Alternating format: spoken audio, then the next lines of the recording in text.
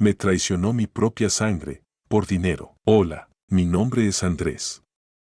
Y lo que estás a punto de escuchar no es solo una historia de traición. Es un pedazo de mi vida. Una verdad que me arrancó el aire, me sacudió el alma y me obligó a cambiar para siempre. Verás, la mayoría de las veces, cuando hablamos de traición, pensamos en parejas, en amigos falsos, en compañeros de trabajo. Pero nadie te prepara para cuando esa traición viene desde adentro. Desde tu propia casa. Desde tu propia sangre. Esta no es una historia de películas. No tiene villanos con máscaras ni giros de guión imposibles. Tiene algo peor: confianza, inocencia, fe en la familia. Durante años pensé que, aunque todo en el mundo pudiera fallar, siempre podría contar con mi hermano. Crecimos juntos, compartimos juguetes, secretos, lágrimas y abrazos.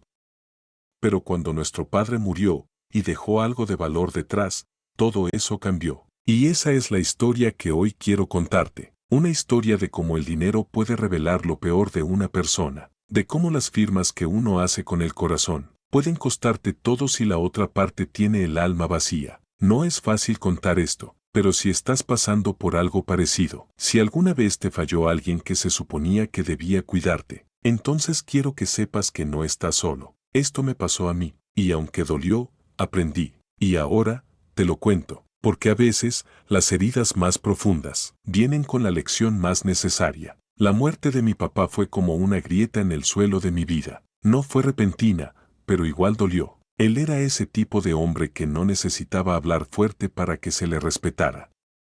Criado en el campo, de manos callosas y mirada serena, trabajó toda su vida para darnos lo poco, pero valioso, que tenía: principios, humildad y una finca que fue su orgullo. Yo tenía 27 años cuando falleció. Mi hermano Daniel, 32. Ambos estábamos ya con nuestras vidas formadas. Él seguía viviendo en el pueblo, cuidando los negocios de papá. Yo había emigrado a la ciudad hacía años, buscando oportunidades, pero siempre con la idea de volver. Porque la finca no era solo tierra y árboles, era historia, era memoria, era papá. Semanas después del funeral, nos reunimos con el notario.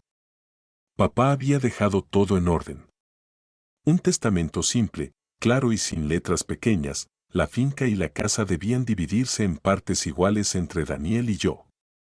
Además, había una cuenta de ahorro con el fruto de décadas de trabajo. Recuerdo haber sentido alivio, no por lo material, sino porque papá, incluso en la muerte, había querido ser justo, y también porque confiaba plenamente en mi hermano. Nunca me pasó por la mente que habría que cuidarse de él. Éramos familia. Sangre. Y eso, creía yo, lo decía todo. Daniel, como siempre, fue el que se ofreció a organizar todo. Mira, tú estás en la ciudad, ocupado con tu trabajo. Yo me encargo del papeleo. Tú solo tienes que firmar unos documentos que el abogado preparará. Es rutina.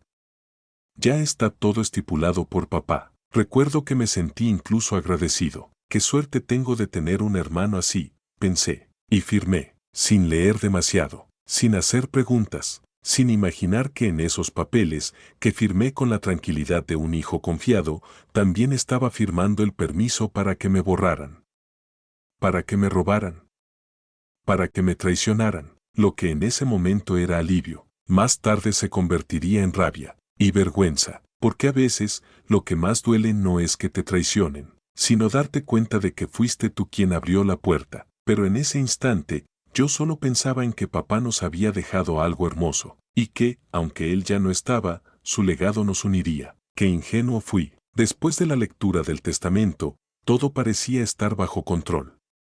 Papá había dejado claro lo que quería, y yo, aunque con el corazón aún adolorido, sentía una cierta paz.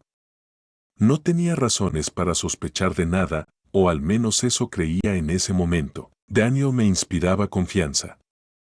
Siempre había sido así. Desde niño lo admiraba. Él era el que me defendía en el colegio, el que arreglaba las bicicletas rotas, el que sabía hablar con papá sin que se enojara. Él era el mayor, el que se quedaba cuando yo me fui, el que mantenía los lazos con el pueblo, con la tierra, con todo lo que papá amaba. Cuando se ofreció para encargarse del proceso legal de la herencia, me pareció natural. Incluso generoso. Tú tranquilo, hermanito, me dijo una tarde por teléfono. Todo esto es un lío, notaría, banco, impuestos, mejor yo lo manejo desde aquí. Solo necesito que me firmes algunos documentos que el abogado preparó. Nada raro, lo de siempre, yo ni lo dudé. Recuerdo que cuando me llegó el primer correo con los papeles, estaba en plena semana de cierre en la oficina. Apenas tuve tiempo de leer. Lo abrí, vi los nombres, los sellos, firmé digitalmente y lo reenvié. Sin leer línea por línea. Confiando. Confiando ciegamente. ¿Y cómo no iba a confiar? Era mi hermano. No era un socio, ni un abogado, ni un desconocido. Era Daniel. El que estuvo a mi lado cuando mamá cayó enferma. El que lloró conmigo en el entierro de papá. Durante meses hablamos por teléfono como siempre. De la finca, de cómo había que arreglar la cerca del corral, de unos árboles que querían talar cerca de la entrada, de que algún día teníamos que hacer una cabañita en la parte alta. Era casi reconfortante pensar que él estaba allá, cuidando todo, pero lo que no sabía es que mientras yo imaginaba construir juntos, él ya había empezado a adueñarse de todo. Las llamadas se fueron haciendo menos frecuentes. Al principio no le di importancia. Pensé que andaba ocupado, como yo. A veces le escribía y tardaba en responder. O me decía que tenía mala señal. Nada demasiado extraño, pero diferente. Había algo sutilmente distinto. Una noche, sin pensarlo mucho, le pregunté, «Oye, ¿cómo va todo lo de la finca? ¿Ya está todo terminado legalmente?» Su respuesta fue rápida. Demasiado rápida. Sí, ya todo está en orden. Tú no te preocupes, está todo como papá lo pidió. Fue ahí donde sentí algo. No una sospecha clara, sino una pequeña punzada. Esa sensación en el pecho que uno no puede explicar, pero que te dice, algo no encaja. Pero yo mismo la apagué. No seas paranoico, me dije. Es tu hermano. Confía. Y seguí con mi vida. Lo que no sabía era que esas firmas que había entregado con tanta ligereza, ya habían sido convertidas en escritura pública, que mi nombre ya no figuraba como copropietario, y que mientras yo seguía hablando de recuerdos, Daniel ya había decidido que esa finca solo sería suya. A veces uno no se da cuenta de que la traición más peligrosa es la que llega envuelta en afecto, porque no te duele solo lo que hacen, te duele quién lo hizo, y cómo logró que no lo vieras venir. Volver al pueblo siempre había sido como volver a casa. A pesar de los años en la ciudad, cada vez que cruzaba el puente de entrada y sentía ese olor a tierra húmeda, a café recién tostado y a leña, algo en mí se acomodaba. Pero esa vez, algo era diferente. Habían pasado casi 11 meses desde la muerte de papá. El duelo ya no era tan crudo, aunque todavía me dolía entrar a la finca sin escuchar su voz gritar, «Ahí viene el muchacho». Esta vez, iba sin avisar. Solo quería estar allí unos días, tocar los árboles que él había sembrado con sus propias manos, dormir en mi viejo cuarto, tal vez ayudar con algo del trabajo. Lo necesitaba. Más de lo que creía. Pero apenas llegué, noté lo primero. El viejo cartel de madera tallado por papá ya no estaba en la entrada. Ese que decía Finca El Retiro, Familia Martínez, medio torcido, con letras irregulares. En su lugar, había uno nuevo, pulido, moderno, con letras doradas. Finca Los Laureles, propiedad de Daniel Martínez. Me detuve. Le tomé una foto con el celular, como por reflejo. Lo miré otra vez. ¿Propiedad de Daniel? Pensé que tal vez era un error o un cartel temporal. Quise convencerme de eso. Toqué la puerta. Una mujer que no conocía salió. Sí. Dijo, mirando con extrañeza. Hola, soy Andrés. El hermano de Daniel. Ella frunció el ceño. ¿Hermano? Pero. Daniel nos dijo que era hijo único. Se me heló la espalda. ¿Perdón? Él vive aquí. Desde hace meses. Dice que es el único heredero. ¿No ha mencionado a su hermano menor? No, para nada. Incluso dijo que sus padres ya no vivían y que él quedó solo a cargo de todo esto. Mi mente se quedó en blanco. Solo atiné a decir, gracias, creo que me equivoqué de casa. Me alejé en silencio, el corazón en la garganta. El sonido de mis propios pasos sobre la grava me parecía ajeno. Me senté en una piedra junto al portón y abrí el correo. Busqué el contrato que había firmado meses antes. Lo volví a leer, con la mirada temblorosa. Esta vez, más despacio. Las palabras estaban ahí. Claras. Yo había firmado la cesión total de mis derechos sobre la propiedad. Había un anexo con mi supuesta autorización para transferir toda la finca a Daniel, con mi firma, mi nombre, pero no mis palabras, no mi decisión. Temblando, fui al registro de títulos de propiedad. Solicité una copia certificada. Todo estaba a su nombre, la finca, la casa, incluso la cuenta con los ahorros que papá había dejado para ambos. Y lo peor de todo, es que el proceso estaba cerrado, legalizado, firmado, archivado. Había confiado tanto, tan ciegamente, que ni siquiera sospeché. Le había entregado las llaves, los papeles, el alma, y él, sin decirme nada, me había borrado. ¿Y para qué? ¿Para quedarse con todo? ¿Para demostrar que podía hacerlo? ¿Para castigarme por haberme ido de casa? No lo sabía. Solo sentía el olor a tierra mojada, ese que antes me traía paz, ahora mezclado con una rabia silenciosa, húmeda, sucia. La finca seguía ahí, pero la casa que era de dos, ya no era mía. Y en ese instante supe que no era un malentendido, ni un error. Era una decisión. Mi hermano había decidido traicionarme, con intención, con cálculo, con frialdad. Y yo, mientras tanto, seguía creyendo en la palabra familia. Fueron 2 noches sin dormir.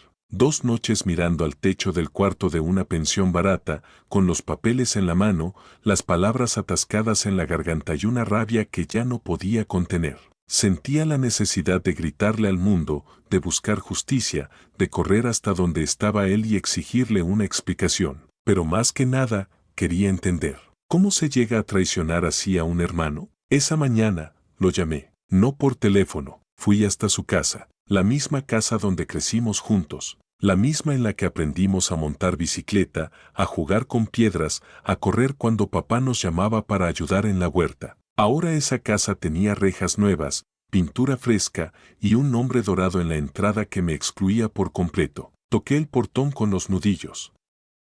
Fuerte. 1, 2, 3 veces. Hasta que apareció él. Daniel. Vestía una camisa blanca, con el cuello abierto. Sostuvo la puerta entreabierta y me miró como si no me esperara. Como si fuera un vecino más. Andrés, dijo, como quien ve a alguien que no quiere ver. ¿Qué haces aquí? ¿Qué hago aquí?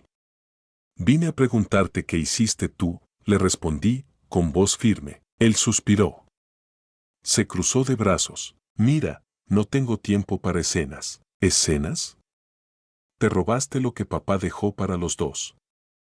Falsificaste documentos, usaste mi firma.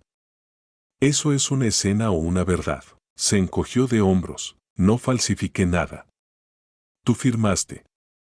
Lo que no hiciste fue leer. Esa frase me sacudió, me dejó mudo por un segundo. ¿Estás diciendo que fue mi culpa?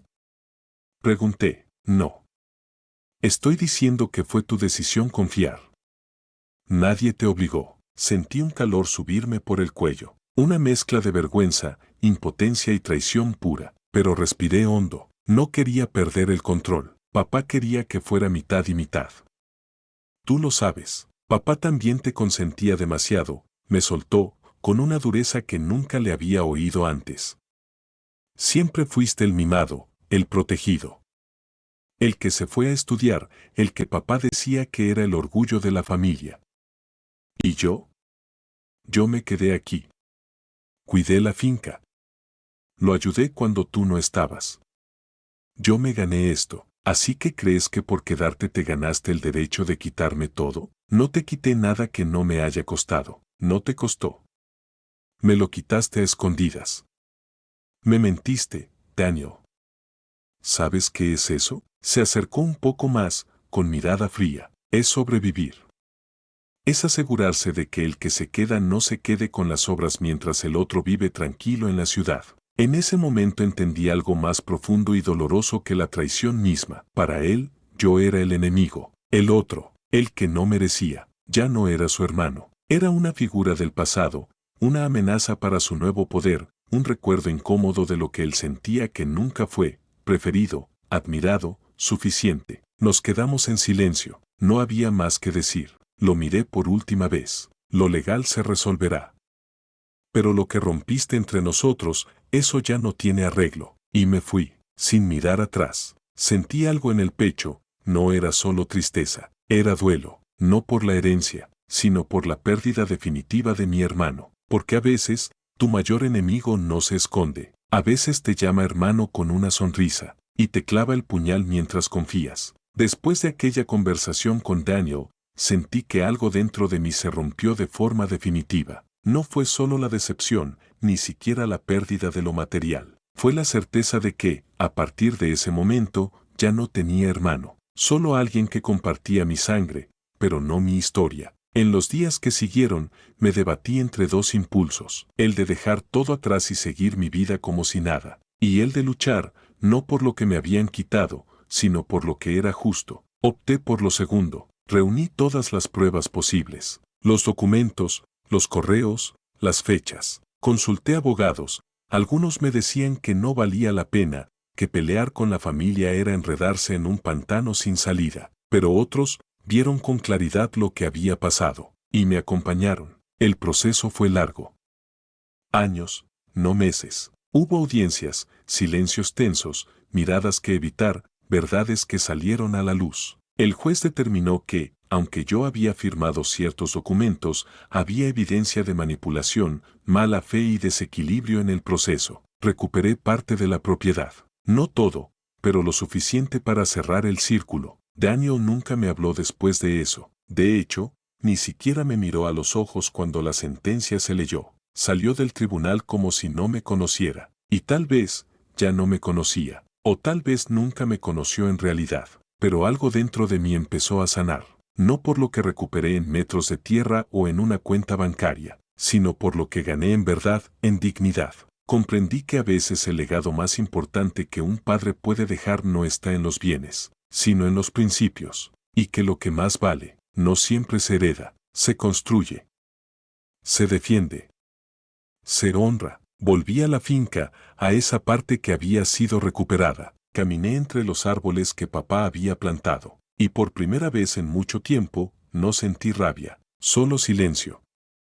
Paz, gratitud, por haber descubierto la verdad, por haber tenido el valor de enfrentarla, y por seguir de pie. Mi hermano ya no forma parte de mi vida, y eso duele, pero aprendí que a veces hay que dejar ir, para poder volver a ser uno mismo. Gracias, papá, por enseñarme que lo que vale, nunca se compra con engaños. Y nunca se pierde del todo. Gracias por escuchar mi historia. Si te hizo reflexionar o te tocó alguna fibra, compártela y dime en los comentarios. ¿Alguna vez alguien de tu familia te traicionó por dinero?